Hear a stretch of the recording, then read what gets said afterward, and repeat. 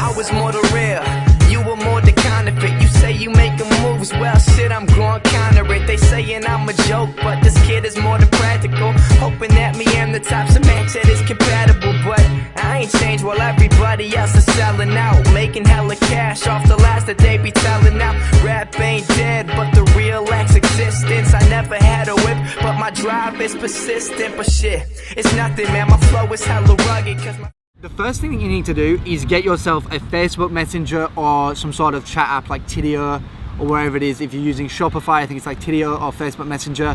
Other ones, not entirely sure, however, I'm sure you can find it. The reason why you want to be doing that is because there's going to be a lot of customers that are going to reach out, and you can actually guide them through the process and close the sale right there and then, guaranteeing 100% of a close, right? A sale. So don't forget, when you're doing online marketing, to still rely on some form of traditional marketing, which is still communicating with the customer. The next one that I would do is, everybody tries to create their call to action, so their buy now buttons, and they want them to blend in with their site, right? So if I have a theme of a site that's light blue, baby blue, whatever, they'd have like a buy now button, yeah big, with text, yeah hi, like buy now down here with blue. The reason you don't want to do this is because you're not breaking the pattern of your customer. You need to understand that you need to break their pattern. You need to do something that's going to interrupt them. So when they scroll down the page and they got a light blue theme, all of a sudden bang, a big long button that follows the whole row, right, of the text that says buy now is going to break their rapport, and you want, not their rapport, their pattern, and it's going to interrupt, and you want them to be interrupted because you want them to see the buy now button, because the reason they're on that website, the only sole reason they're on that page is to make a purchase of a button.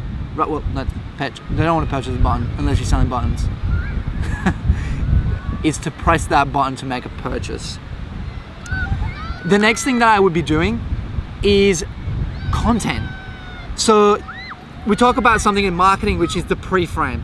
So you need to give people a reason. Sometimes it can be educating the prospect, right? So if you're selling a premium coffee, which I don't recommend you do, but if you're selling a premium coffee, you might want to educate the customer prior to the purchase on why this premium coffee should be purchased, why it's number one, and why they need to try it prior to them coming onto that page. And then you need to create some congruency, which then leads me on to my fourth tip. So the third one was content, pre-frame. Set the frame of the purchase with why you need to have this in your life, and then offer them a purchase on yours. We do that a lot in our email marketing agency, where prior to them purchasing, a lot of the time we'll send them content emails saying why they just need this in their life. A lot of the time, and then we say like a soft close, like, but hey, so if you want to buy this now, here's the buy now button. So bang, takes them to the link, bang, straight through. So congruency. Now you want this in all of your marketing. It's called market message match. You need to find your target market and you need to understand their language. Then you need to give them a message, and then when they land on that page, it all needs to match. So the language needs to be the same, needs to be congruent. The words that you've chosen to use, the discounts, the offers, everything from the beginning of that funnel to the end of that funnel needs to be congruent. Congruency will get you conversions. The moment that you show them a big bright blue page and then lead them to a red one, bang, break of like that pattern. Now they're looking at this page going, oh, well, it's not exactly the same as the one that I just came from. So like now I'm kind of a little bit, it's a little bit weird. You need to have that congruency throughout your entire funnel. And what would I say would be my final and utmost tip? It's copy. Copy is king. Hire yourself a good copywriter to write your product description, your product titles. Find a way to create contrast. If they're saving $30, find a way to say was $60, now 30, save $30. People like to know when they're saving, guys.